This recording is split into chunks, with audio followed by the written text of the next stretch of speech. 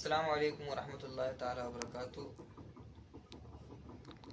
एक सवाल ये है कि जिस पर कुर्बानी करना वाजिब है वो अगर अपने लड़के या बीवी वगैरह के नाम से करे तो उसके ज़िम्मे का वाजिब साक़ित होगा या नहीं। यानी एक ऐसा शख्स है कि उसके ऊपर कुर्बानी करना वाजिब है और फिर वो अपनी तरफ से कुर्बानी नहीं कर रहा है। कुर्बानी करना उसके ऊपर वाजिब है लेकिन वो अपने बेटे की तरफ से कुर्बानी कर रहा है या अपनी बेटी की तरफ से कुर्बानी कर रहा है या अपनी बीवी की तरफ से कुर्बानी कर रहा है लेकिन अपनी तरफ से वो कुर्बानी नहीं कर रहा है। तो सवाल यही है, उम्मीद है कि समझ में आ गया होगा सवाल, कि जिस शख्स के ऊपर कुर्बानी करना वाजिब है वो शख्स अपनी तरफ से नहीं कर रहा है बल्कि दूसरे की तरफ से कुर्बानी कर रहा है।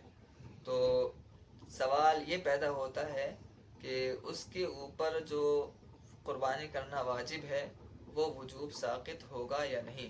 वो शख्स अगर इनकी तरफ से कुर्बानी कर देगा तो उसका वजूब साक़ित होगा या नहीं, वो गुनहगार होगा या नहीं। मसला ये है कि जिस शख्स के ऊपर कुर्बानी करना वाजिब हो उसके ऊपर ज़रूरी है कि वो ख़ुद अपनी तरफ से कुर्बानी करे।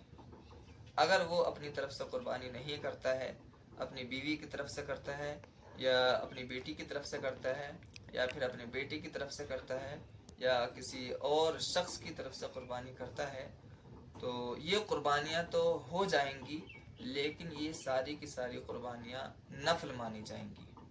ये सारी की सारी कुर्बानियाँ नफल मानी जाएंगी, लेकिन उस शख्स के ऊपर जो कुर्बानी करना वाजिब था, शरीयत मुतहरा ने उसके ऊपर जो कुर्बानी करना वाजिब करार दिया था, वो वाजिब इन कुर्बानियों से अदा नहीं हो पाएगा।